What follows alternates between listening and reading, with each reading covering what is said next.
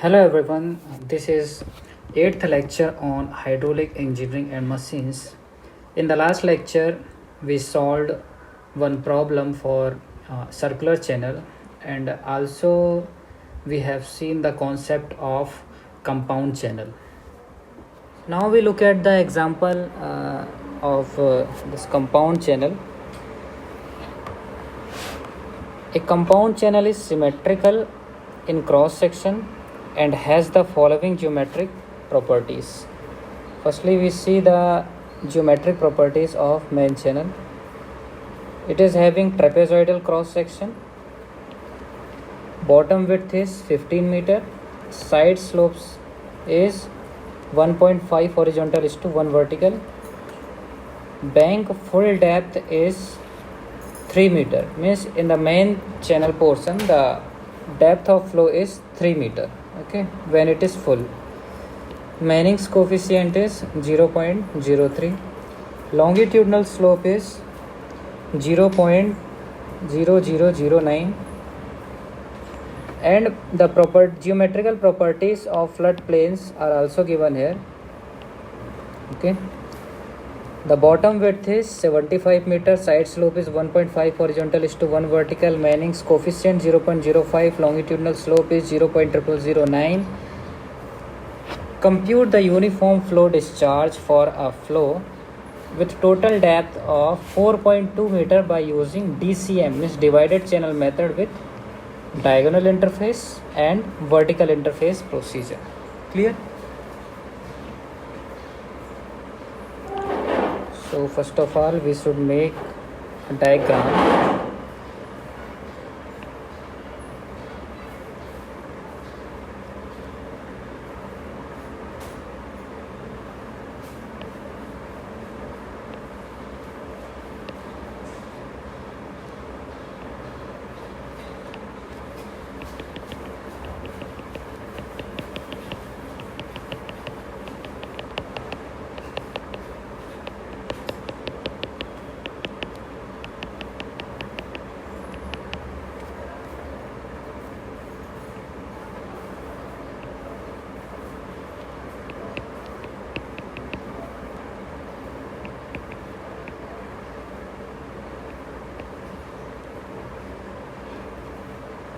Total depth of flow is 4.2 meter, okay. The geometrical property of main channel is this one. It is a trapezoidal cross section. Here this is a trapezoidal cross section, okay, and its bottom width is 15 meter. This is 15 meter. Side slopes is 1.5 horizontal is to 1 vertical. Bank full depth is 3 meter, okay, means this is 3 meter. Manning's coefficient is 0.03. Longitudinal slope is 0.0009, okay. The longitudinal slope in case of main channel and flood plains are same here, okay. So S naught is 0.0009. Now we look at the properties of longitudinal slope. The bottom width is 75 meter. See here, it is a symmetrical, okay, the compound channel is symmetrical in cross section. So the area of this flood plain is equal to area of this plane. Clear? And these are having same geometrical properties. Side slope is 1.5 horizontal is to 1 vertical. Here also it is 1.5, this is 1 vertical. Now firstly we adopt the diagonal interface method to find the discharge, okay. So what we need to do here, first of all we need to separate the floodplain from the main channel by using a diagonal interface, okay.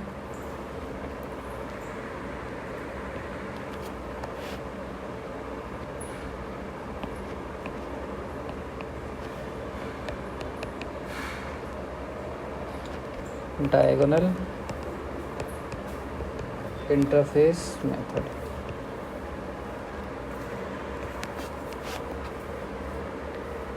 This diagonal interface starts from the top of the bank of main channel and it ends to the center of water surface. Clear? Suppose this sub area is A1. Sub area A1 is this one, okay? This is area A1. This is A2 and this is A3.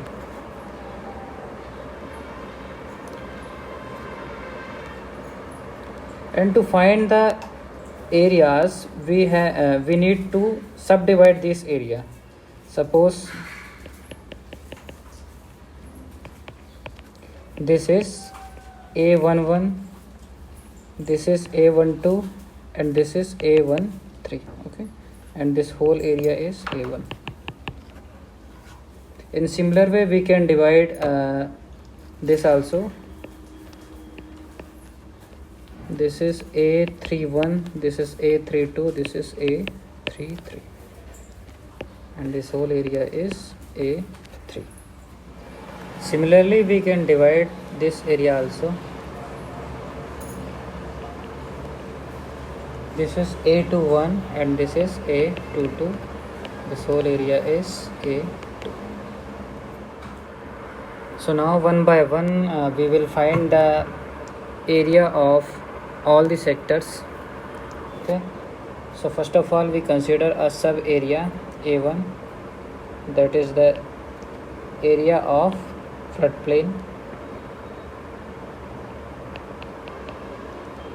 Area elements are A11, A12 and A13.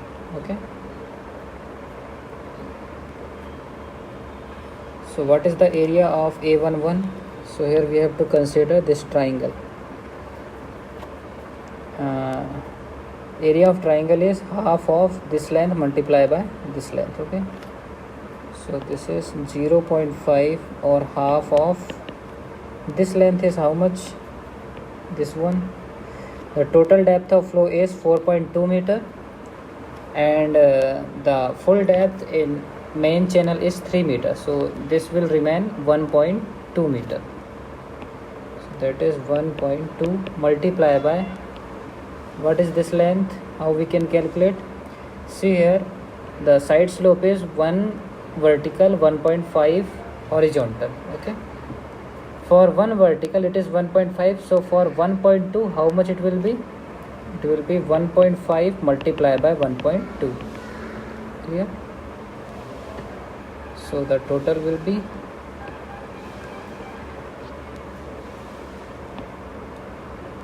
1.08 meter square. Clear?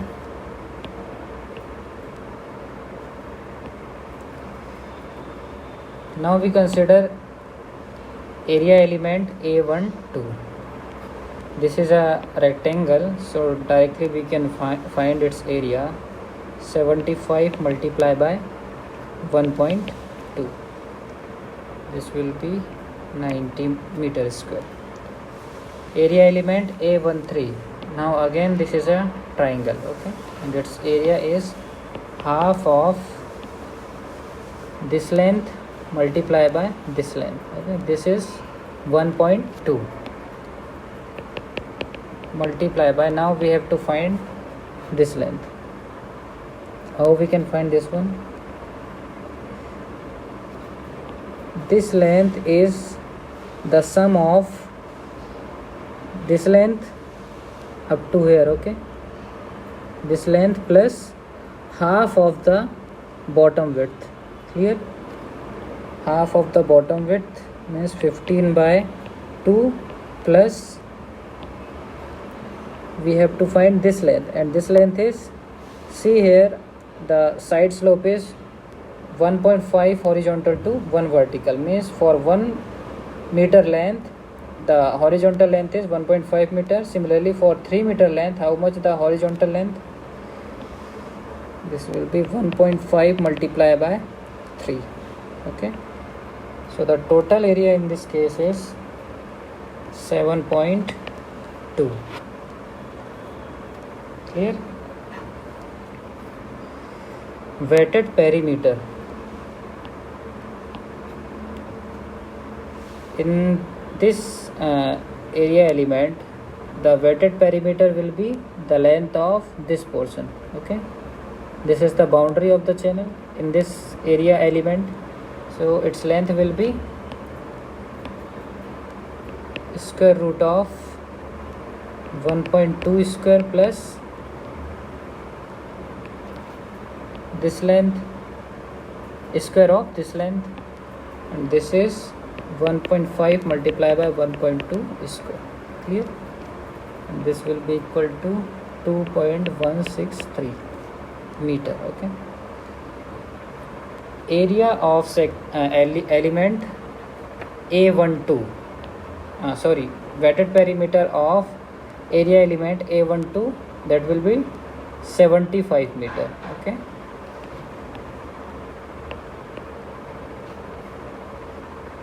and the wetted perimeter for area element A13 is, see here, in this case there is no boundary, and we know that the diagonal interface we do not consider to find the perimeter. Okay, why? Because here we assume that there is no shear stress existing. Okay, so in this case the wetted perimeter is 0.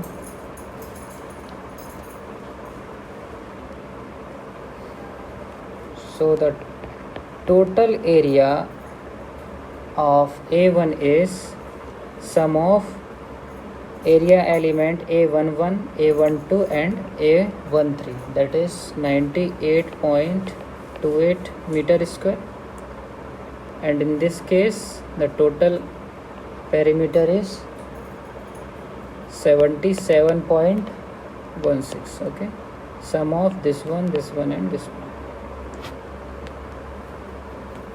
Hydraulic radius is ratio of area of flow to the wetted perimeter. Okay, so A upon P, so total area is 98.28 and the total perimeter is 77.16. so ratio of area and wetted perimeter is 1.274. Similarly, we can find the area of sub area A2. Here this sub area A2 is divided into two portions. First portion is trapezoidal and second portion is triangular. Okay, so we know the area of trapezoidal is B plus ny into y, and its perimeter is B plus 2y root over 1 plus n square. Clear?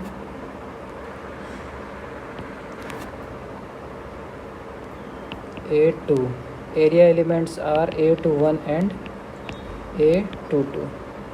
So area of A21 is B plus ny into y.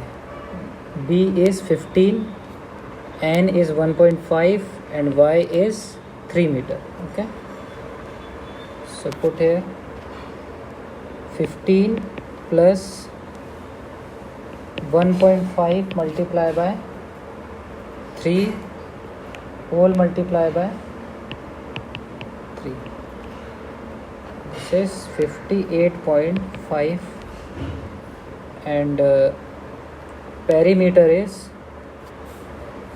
B plus 2y root over 1 plus n square. Okay, and this is equal to 25.82 meter. Area of area element A22, that is triangular, that is equal to half of this length and multiply by this length. Okay, so this length is, the length of base is 15 plus this length plus this length, means 2 times of 1.5 multiplied by 3. Half of 1.2 multiplied by base, and base is 1.5 multiplied by 3 multiplied by 2. that is 14.4, and in this case the weighted perimeter is here. The weighted perimeter in this case is 0. Okay, why? Because there is no boundary. Clear? So this is 0. So the total area of sub area A2 is 72.9.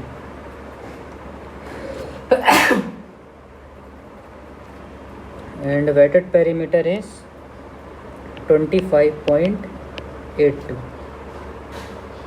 Hydraulic radius is 2.824. Now we can find the conveyance. Okay, why do we not found A3? Because A1 and A3 are the same. Okay, this is a symmetrical compound section. Clear? Area A1 is equal to sub area A3. So conveyance for sub area A1, suppose it is K1, that is equal to 1 by n A r to the power 2 by 3. Suppose this is sub area is A1 here, and hydraulic radius this is R1. Okay, so substitute this value. N is 0.05 for flood plane. Total area of sub area A1 is 98.28, multiply by R is 1.274 to the power 2 by 3. This will be equal to 2309.98. Okay, and K1 is equal to K3. Clear? Now K2 is equal to 1 by n A2 R2 to the power 2 by 3. 1 by n in case of main channel is Manning's constant is 0.03. Area is 72.9, and the hydraulic radius R is 2.824 to the power 2 by 3. That will be equal to 4854.93. Clear? Unit of conveyance is meter cube per second. Okay.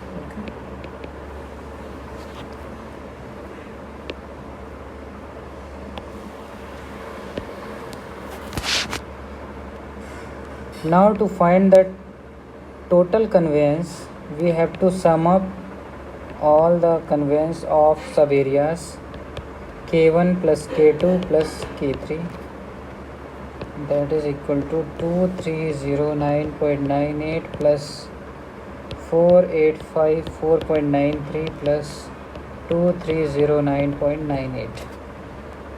Okay, that will be equal to 2309.98 plus 4854.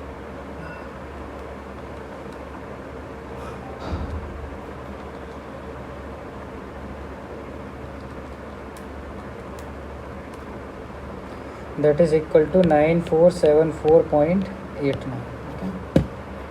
And as we know, discharge from the Manning's equation is Q is equal to K root over S naught for uniform flow.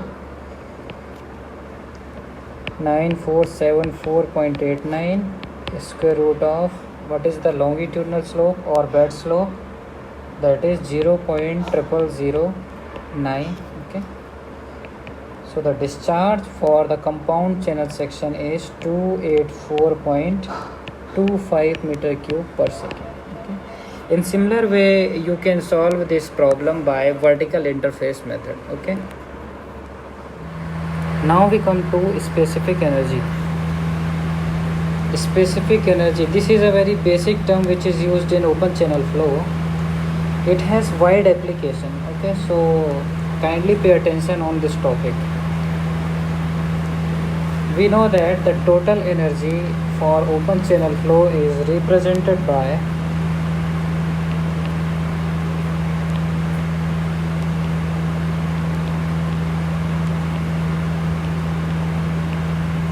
H is equal to Z plus Y plus V square upon 2G.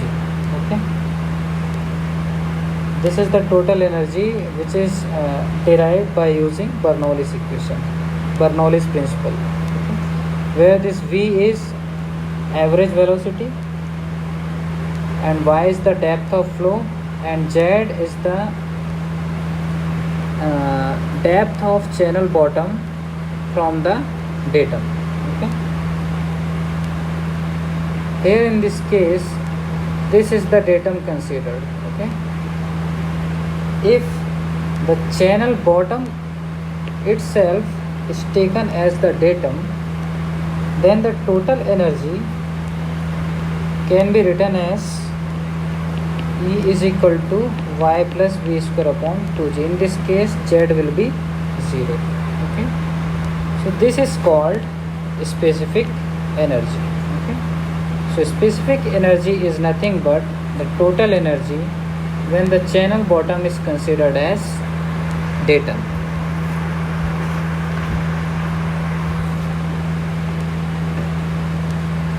Here we know V is equal to Q upon A, where Q is discharge. So E is equal to Y plus Q square divided by 2G A square. Okay. In this equation, A is a function of Y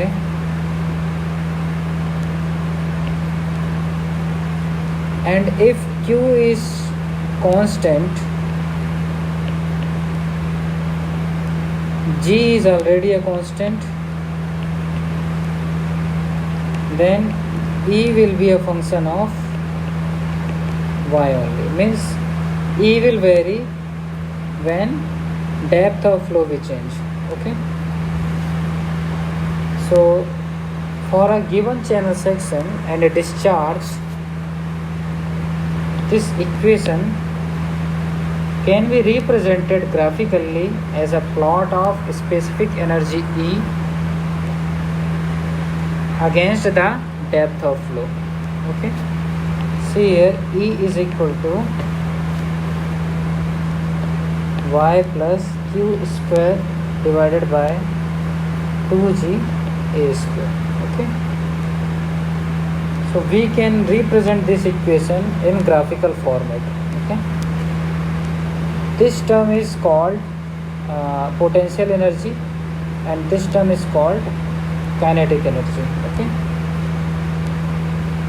so if we plot a graph between E and Y, then it will be a straight line.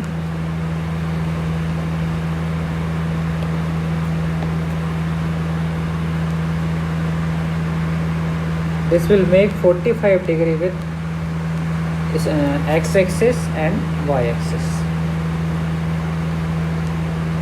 Okay, this line represent E is equal to Y, or we can say EP is equal to Y. Okay, this is the potential energy. And if we plot between E and Q square upon 2G A square, means kinetic energy. See here we are considering discharge as a constant and A is a function of Y. So here Ek is equal to Q square upon 2G A square. This is constant. A is a function of Y. So maximum power of Y is 2. So the shape of curve will be parabolic. It will look like this. Okay, Ek is equal to Q square divided by 2G A square.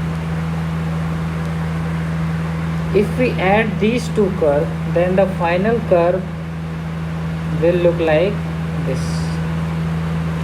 Okay, this curve represent E is equal to y plus q square divided by 2g a square. Okay, this curve is called specific energy curve. Okay,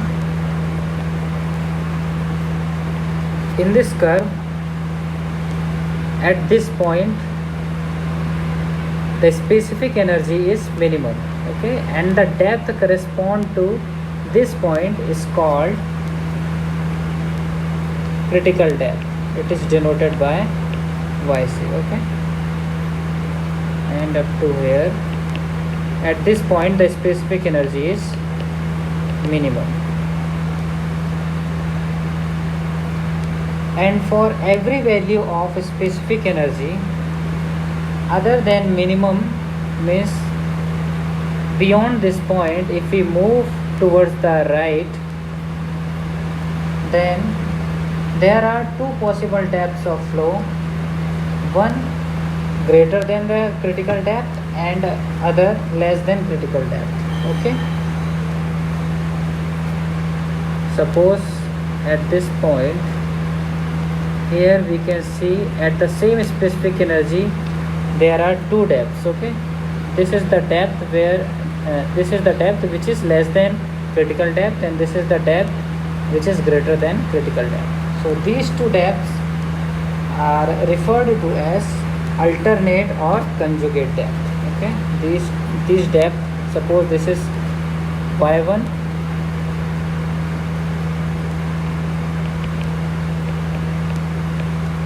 and this is y2. Okay, so y1 and y2 are called alternate depths or conjugate depths. Okay,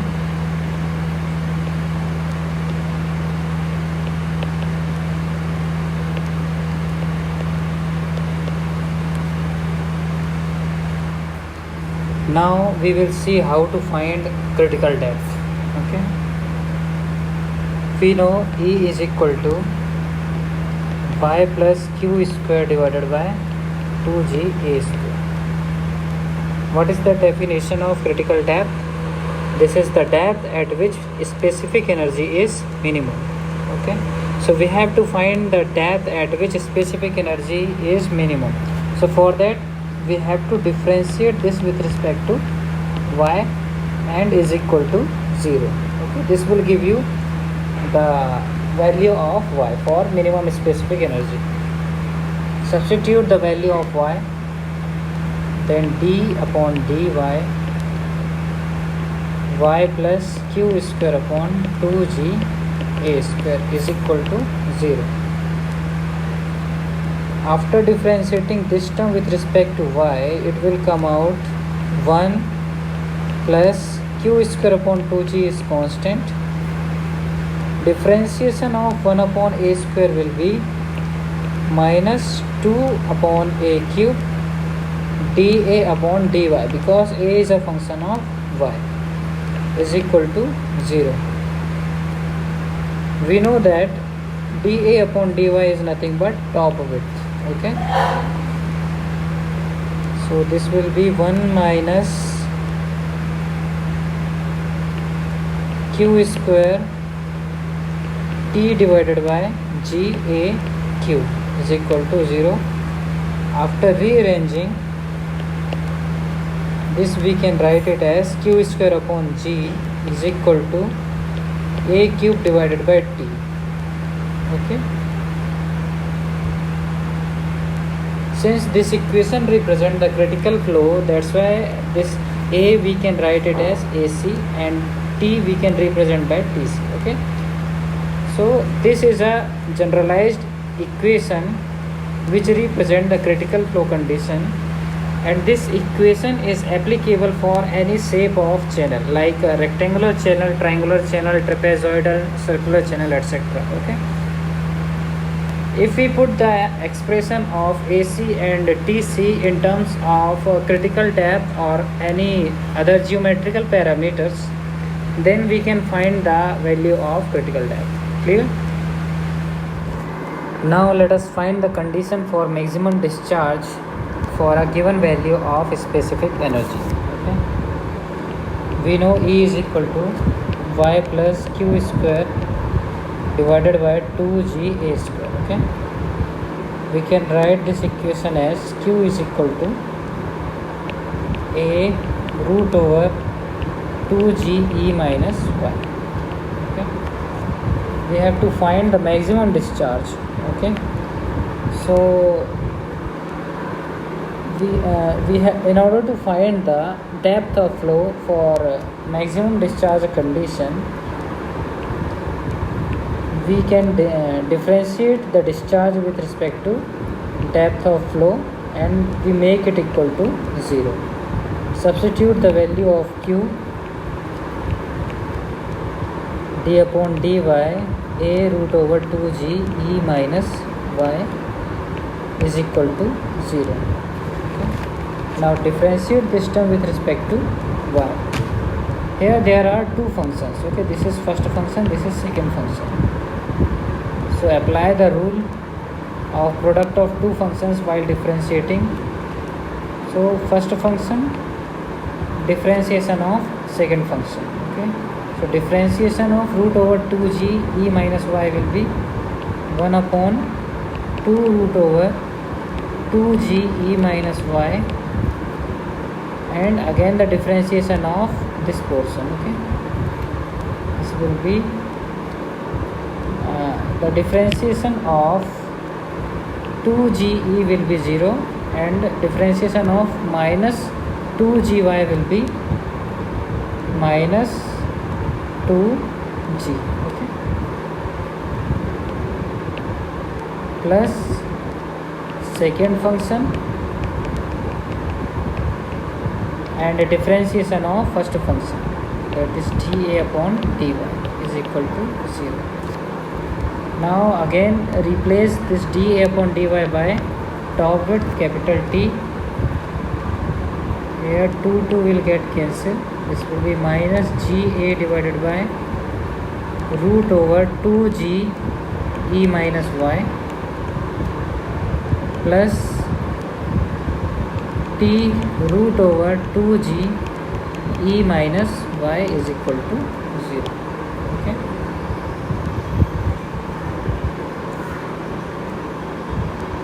Now substitute the value of root over 2G E minus Y is equal to Q upon A. Okay. So in this equation substitute the value of root over 2G E minus Y. Okay. This will be minus Ga divided by the value of root over 2G E minus Y will be Q upon A. Similarly here T Q upon A is equal to 0. Okay. After arranging this equation, the final equation will be Q square T divided by Ga cube is equal to 1. Okay. Look at this equation. This is same as we derived for the condition of critical flow. Okay. So we can come to the conclusion that the maximum discharge occur in critical flow condition. Okay. Now we try to find the value of Froude number for critical flow condition. Okay. The governing equation for critical flow condition is Q square Tc divided by G AC cube is equal to 1. Okay. We know Q is equal to AC Vc. Okay. Substitute this value here. AC square Vc square Tc divided by Gac cube is equal to 1.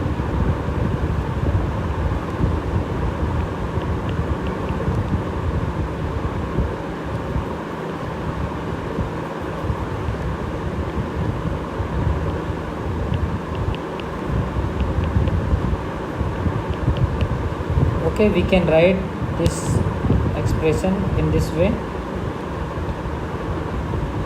and make a square root in both sides. VC divided by root over G. AC divided by TC is nothing but hydraulic depth. Okay, DC is equal to 1. What is the expression of Froude number? That is V divided by root over G. Okay, so Froude number is equal to 1 for critical flow condition. Okay, because we have taken the case of critical flow. Clear? Now, if depth of flow is less than critical depth, then what will happen? See here in this expression, this DC, suppose we are taking a case of rectangular channel. Okay, so DC is equal to take D. Okay, D is equal to A divided by T, or this is dy divided by B. We are taking a case of rectangular channel. Okay, bottom width is B and depth of flow is Y. We are considering here. So the hydraulic depth will be nothing but depth of flow. Okay, so if depth of flow is less than critical depth, then in this case what will happen? The value of D will decrease. Okay, because depth of flow is decreasing. Okay, and the value of Froude number will increase. Clear? Here the depth of flow was critical depth. Okay, we are taking depth of flow less than critical depth, means the value of D will decrease, means the value of Froude number will increase. Okay, it indicates the Froude number is greater than 1 for the case of Y less than YC, and if Froude number is greater than 1 means the flow will be supercritical flow. Okay, so if depth of flow is less than critical depth, then in this case the flow will be supercritical flow. On the other hand, for Y greater than YC, the value of D will increase and the value of Froude number will decrease. Okay, means in that case the Froude number will be less than 1. So this is a case of subcritical flow. Okay, now we find the value of critical depth for rectangular channel. Let us consider a rectangular channel with bottom width B and depth of flow small y, then area of flow will be By, and top width in this case is nothing but bottom width. Okay, now we have to find the critical depth. Okay, so what is the governing equation of critical flow? That is Q square TC divided by GAC cube is equal to 1. Substitute value of AC and TC. Q square BC divided by G BC cube YC cube is equal to 1. Okay,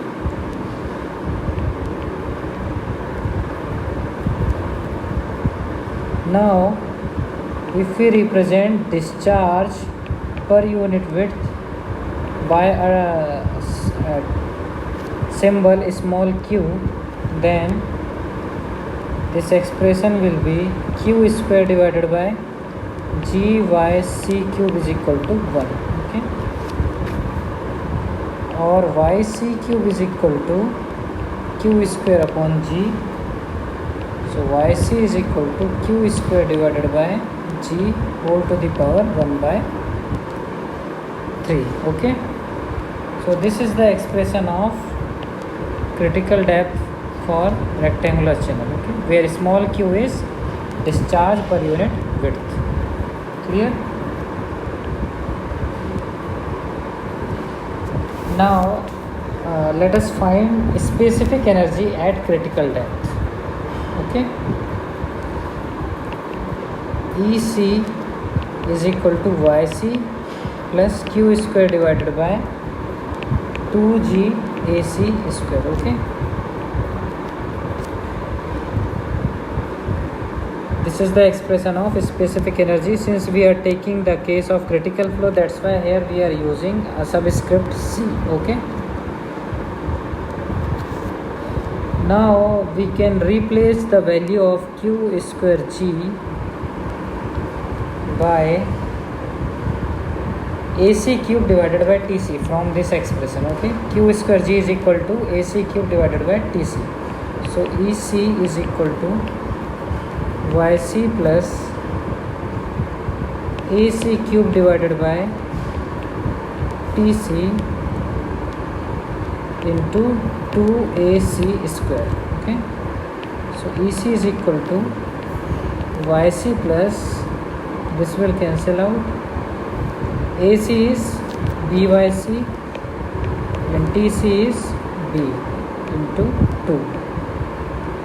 Okay, this will cancel out, so this will finally 3 by 2 YC. Okay, so EC is equal to 3 by 2 YC.